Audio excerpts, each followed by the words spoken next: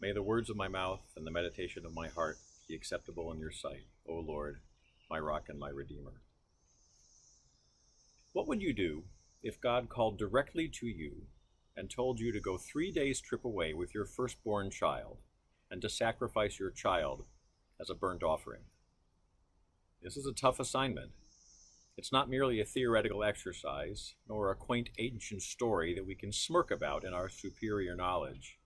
No, the binding of Isaac throws into our faces the moral and ethical dilemmas that we must face every day.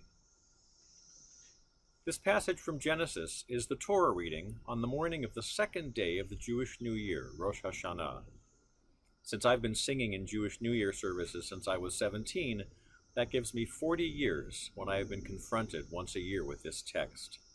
And we find it here in our service today, appearing in the 3-year cycle of readings in the lectionary of the Episcopal Church.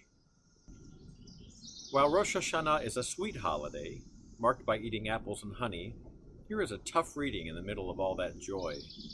So I ask you again, what would you do if God called directly to you and told you to go 3 days' trip away with your firstborn child and to sacrifice your child as a burnt offering? The binding of Isaac is a dramatic story and has gotten a good bit of commentary over the centuries, some of which I draw on here. Some commentators ask us to admire Abraham's faith, a faith so strong that he would do whatever God asked of him, even to kill his own son. If we do admire his faith, then we can hold up Abraham as a role model, whose faith was ultimately rewarded when the angel told Abraham not to lay his hand on Isaac. Another group of commentators says that the purpose of this story is less about Abraham's faith and more to remind us that God is always faithful.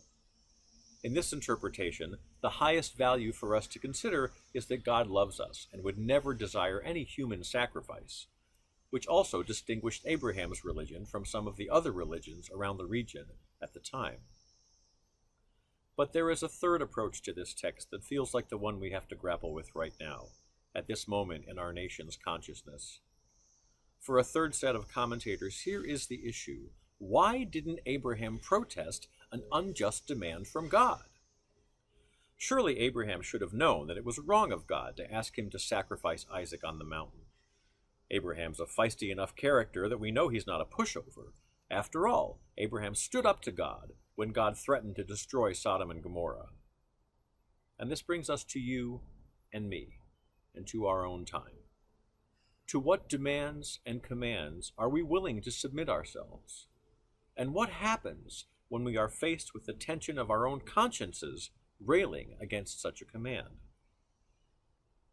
Let's ask some of these questions in the context of the brutal death of George Floyd. Why didn't the other 3 policemen in Minneapolis stand up to Officer Derek Chauvin, as the civilians who were watching and taping Mr. Floyd's murder pleaded with them to do? What command to serve and protect were they supposedly obeying, and where did their judgment fail? What command did Derek Chauvin think he was fulfilling when he put his knee on George Floyd's neck for 9 minutes? We have seen failures of judgment all around us recently. Some policemen, such as those in Atlanta, have taken a knee. But in Washington, D.C., why didn't the Interior Department's Park Police, under command from Attorney General Barr, protest when he told them to spray chemical agents on the peaceful protesters in the streets near the White House so that the president could walk to St. John's Episcopal Church, a church with which he has no association, for a photo op? I'm trying to think of a command that places me personally in the middle of such a dilemma. How about the commandment to love my neighbor as myself? Do I take this on as real, compelling, and obligating me to shape my behavior accordingly, like Abraham? Perhaps I believe that I have the option to wave my hand and say, no, thanks, I don't like that command, because it costs me too much. My dear friend Bill Flowers is a CPA, and a few days after George Floyd was murdered, he told me, Jonathan, everything has a cost. Really? Some parts of me don't want to accept that. But, speaking of parts, I own a Honda plug-in hybrid car, and I've only ever driven Hondas ever since I bought my first car. I also have learned recently that Honda works with an auto parts supplier in Ohio that uses prison labor to manufacture certain metal car parts. Is this just? The prison is paying $2 an hour for the same labor for which the auto workers' unions have fought for decades to be paid $20 to $30 an hour. Using the prison part keeps the cost of my car payments down, but there is a cost to humanity for those dollars I think I save every month. And those prison workers get no benefits, accrue no Social Security, and have no sick leave or overtime provisions. Not okay.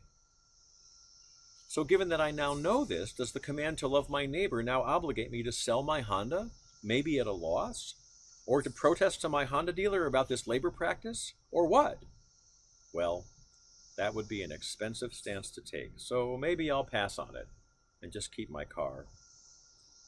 But I won't enjoy my car as much from now on, even if my particular car might not have used those parts. I'm already paying a price for my new awareness, and that is a cost. I am a progressive civilian with a mind of my own, and I can largely choose where I will consider myself bound, if you will, to certain codes of behavior. Sure, I won't murder my fellow singers in the choir just because someone throws me a dirty look when I sing a wrong note. I do have some self-control there. But if Ahmaud Arbery is my brother, and Michael Brown is my brother, and Freddie Gray is my brother, and if I say that I am bound by the commandment to love my neighbor as myself, then where do I draw the line? When I see another white person writing racist, offensive, or inflammatory things on Facebook, do I stand up to him or her, or just let it pass by? I did stand up to two different people during the first week of the protests, and I had my heart pounding in my chest both times. It is exhausting to be this vigilant. My whiteness lets me falsely believe that I can ignore the need to be this conscious. But my African American friends tell me that it is exhausting all the time to be black in this country. And if I am to love my neighbors, then it seems that part of what I can do is to let my own heart be so cracked open that their vigilance and exhaustion becomes my own. If those of us who are white really want to be like Jesus, maybe this is our job going forward. Not just the polite, detached stance that our whiteness convinces us we can adopt, the one that says, oh, that must be so hard, and oh, too bad, another black man shot by a white cop, but a shift in perspective, where George Floyd is my brother, and I am my brother's keeper, where Trayvon Martin is my son, where Breonna Taylor is my daughter, and I am bound to protect and defend them as I would my own biological child. Let me try turning the image of this Bible story around a little bit. Try this on for size. God said to the privileged class, take your material comforts and your supposed physical security, your precious sense of superiority, which you love, your house and your clothes and your retirement accounts, your easy access to credit, your sense of safety when you walk down the street, your precious things and qualities of your way of life, and get ready to give them up so that you can go to a land that I will show you. And the people said, what are you talking about, God? I don't want to do that. That is an unfair command. And God said, if you do not step away from where you are now, you cannot see this new land. And the people said, well, God, this makes us uncomfortable. And God saw that this was good. And God said, I command you this day to remain uncomfortable for the rest of your life, until justice rolls down like water, and righteousness like a mighty stream. And all God's people said, Amen.